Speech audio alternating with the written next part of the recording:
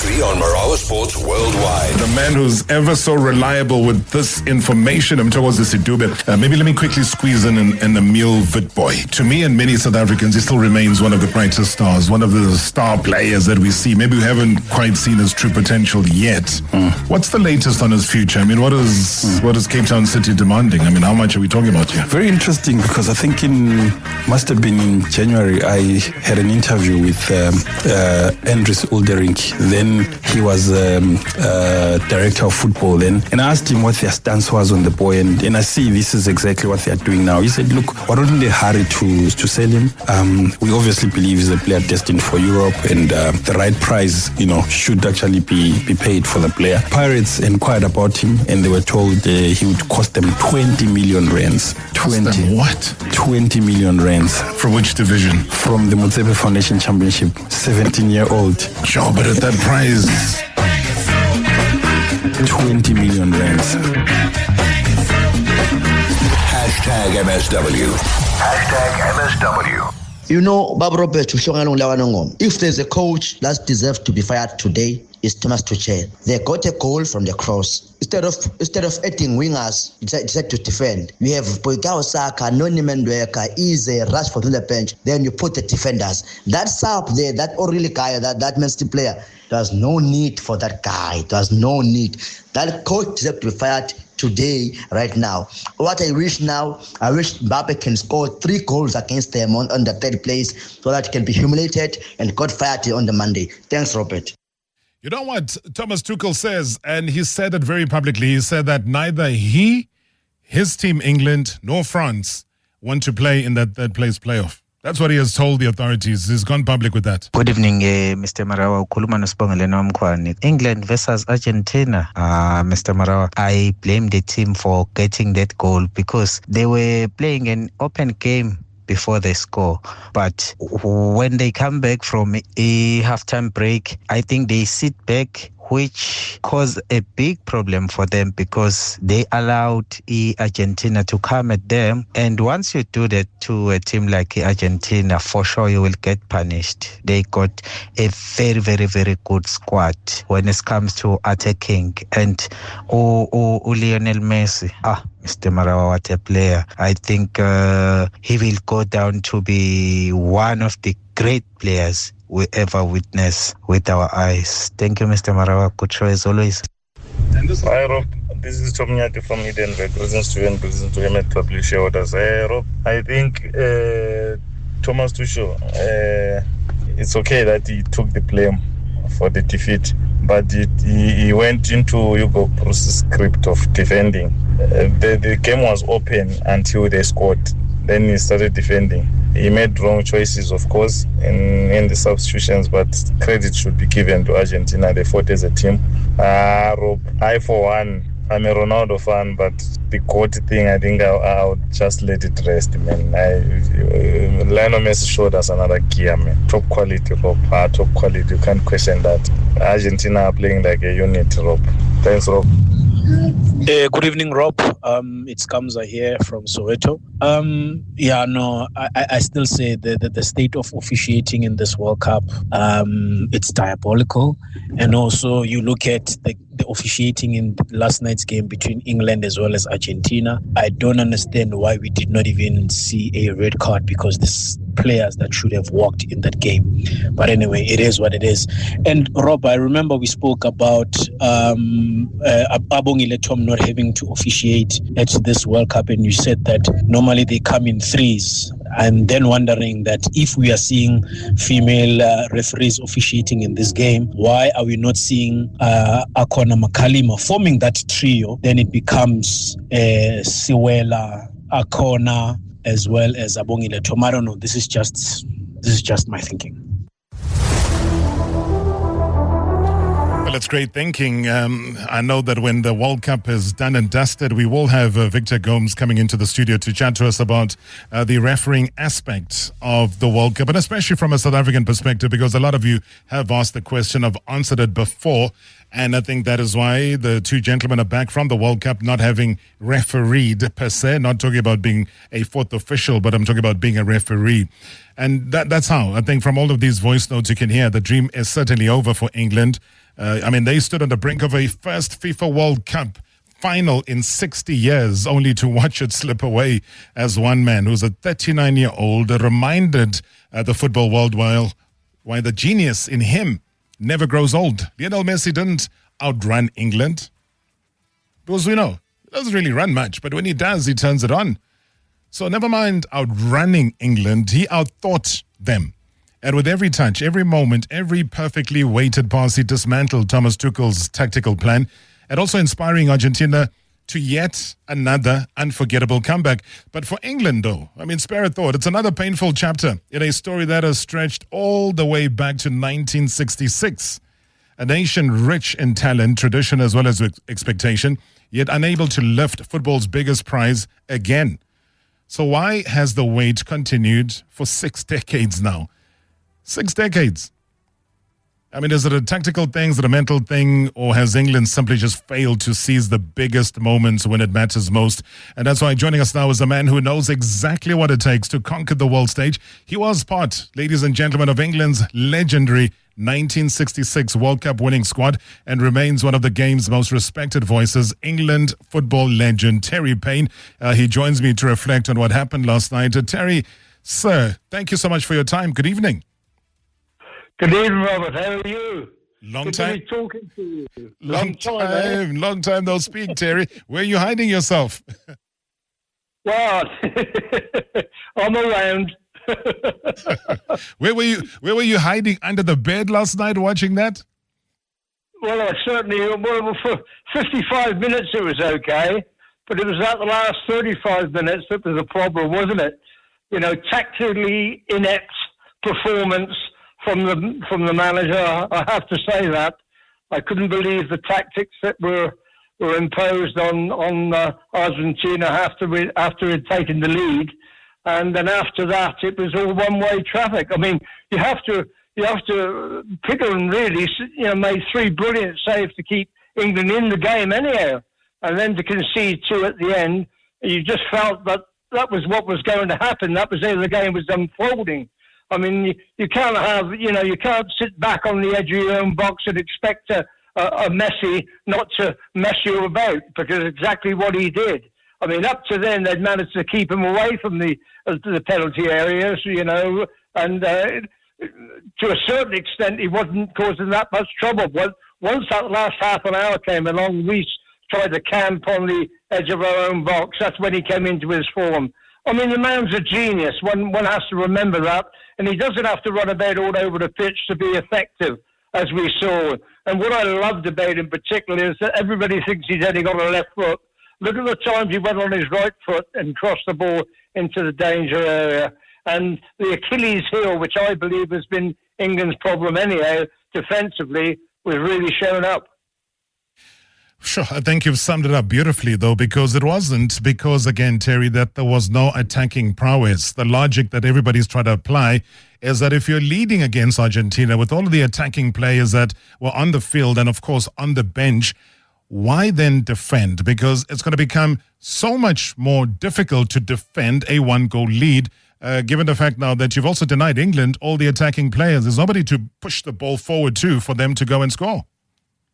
You're absolutely right. And when you've got to remember, we took on a manager in Tuchel who said that the reason that England hadn't won any of the big games, the big World Cups and the Europeans, because they weren't brave enough.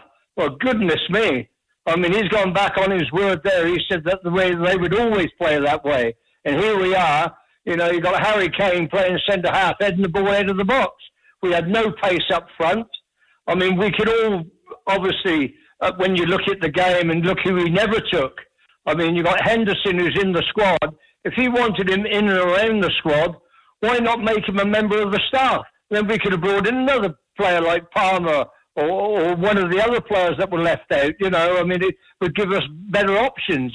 But the main problem, as far as I was concerned, that we capitulated to such an extent that we couldn't get back out because we never had any pace up front. We could have took Harry Kane off. and brought, Rogers and, or Gordon up front with a bit of pace, and caused them a few problems. We caused them no problems whatsoever for that last half an hour. As I said, it was a capitulation and very poor from my point of view, from Tuchel's point of view, that after being so brave, talking about England being brave in moments like this, that he went the other way and went so defensive, it was embarrassing. Sure. And I think it's also very great, again, Terry, to be honest about these things, because you wouldn't be surprised that England had just 12% possession after scoring. Well, that's it. I mean, that's the best people there. From there on, you take it to the other team. You don't have to pour everybody. Don't have to go pouring forward and trying to get in beyond the Argentina defence. But you certainly need some quality and some pace and a little bit of width in your play and get the ball out to them to take on the fullbacks. Just to pen them in. They've gone 1-0 down. They're not going to be at their best then. But we went exactly the opposite way, which I honestly can't understand. I mean, that was really, truly, that was amazing the way that we approached that game from there on.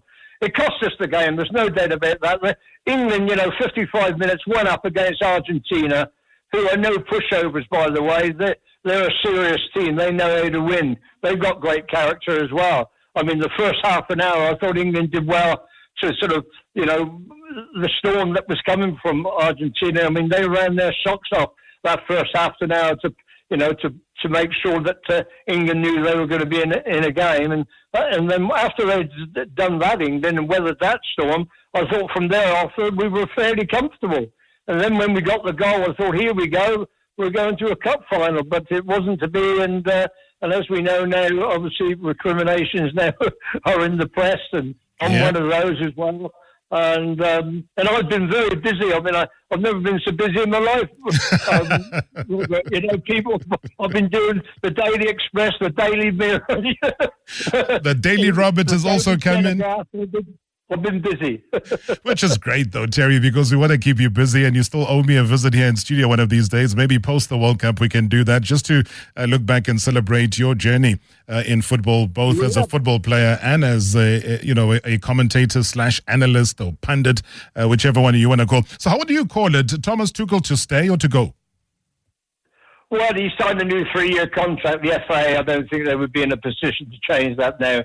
He'll stay. I mean, it comes around quite. I think we got the Nation tournament coming up, haven't we? I think England are playing at home. I'm not sure who it's against, but that's going to come around pretty quickly. No, he'll stay. He wasn't my choice. I've got to be honest with you. I prefer, and I know. Listen, football is a world game. I understand that, but I've always believed that to a certain extent. I believe you have a homemade manager for your national team. I'd like an Englishman to manage England. I've been on record to say that, so that's nothing different. But that's how it is. We bring in foreign managers, and they've been successful elsewhere. But they'll stick with him. I think a new 3-year contract they gave him prior to the World Cup. So that's what will happen. Sure. Who would you bring in? Which English coach would you say, if Terry Paine had to make an appointment tomorrow, who would it be? Yeah, just off the top of my head, I'd like to give it Eddie Howe, the manager of Newcastle. Yeah, I think he's a very good manager, but he might be a bit too young for that yet. I don't know. But that's the kind of player, kind of manager I'd like to bring into England and let him have a go. But it's not going to be, as I said, they're going to stick with Tuchel for the future anyhow, because I said he signed a new contract. If I'm not mistaken, Terry, back in your time when you were winning this World Cup in 1966 under the very inflexible rules of the time from FIFA, there were no substitutes permitted, were they? No, there weren't. I got concussed against Mexico, funny enough. We just played Mexico and beat them, obviously. Yeah, I played against Mexico. We drew 0-0 with Uruguay on the first game. I was a little bit disappointed, but Alf Ramsey, he took us all to Pinewood. We were on the set of Sean Connery, and Yul Brynner and all the stars of the day that were making films there. So that took a little bit of the heat off of the situation after drawing the first game. and I was brought in place of Alan Ball for the second game, and we won 2-0. But in those days, I mean, Alf Ramsey made a rule, talk about sitting back, and defending. He made a rule. There was like a line drawn across the pitch. You weren't to retreat behind that rule, behind that line, without confronting the opposition. And exactly what England needed to do. We needed to be another 30 metres up the pitch to confront Argentina. Instead of that, we sat back onto the goalkeeper and allowed them all the space to play in and around us. And as I said, with a magician like Messi, something was due to happen, and exactly what happened. But in our day, we weren't allowed to. You had to go to confront them and tried to break up the rhythm of their play. And that would have been a good ploy, I think, last night. You still got your World Cup winners medal? Robert, I sold it. Come on, Terry, tell me the truth. I did. We all sold it. I don't think there's many. I don't think there's much about. I don't think many kept them in it. Listen, it took me 11 years to get it, Robert, didn't it? Remember, we never got. Yeah, we never got medals because there was no substitutions. So I played against Mexico concussed. I woke up on the table, on the treatment table after the game. I played all the game and can't remember it. I remember the game until I got headed in the back of the head, played all the game and woke up on the table. I thought, hello, what's going on here? I remember, I'm the Terry. only player to have played the World Cup without remembering playing. Amazing, eh? That is crazy business. No, I remember because you had to fly back for a ceremony where they gave you and had to honor your 10 Downing Street. And I know that it would have been strange, though, because how politics and sport merged. And I was watching what was going on in the House of Commons yesterday, and Keir Starmer was saying goodbye. And I'm saying that maybe if he had stayed, maybe England would have had, a better stay and gotten into the final, because now who was going to welcome them at 10 Downing Street if the Prime Minister's gone? That's absolutely right. It was Gordon Brown in my day, walking up the stairs at number 10. You're quite right. Starmer's gone, another one gone, and another man coming on. But yeah, you're absolutely right. But it was a great opportunity, Robert. That was what's the most disappointing thing about it. If we'd had a go and then got beat and then said, "Oh, you're a bit, too attacking minded, and that cost you," I'd rather lose it that way than the way we did. I mean, that's the disappointing point. We've got your seat warmed up here, Terry Paine. So anytime, let me know. I'll come through.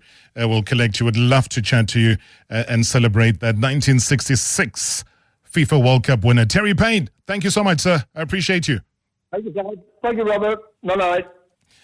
Wow. Can you imagine 1966, Terry Paine with this analytical mind giving us a breakdown of what he thought happened and should have happened yesterday and didn't happen maybe for England.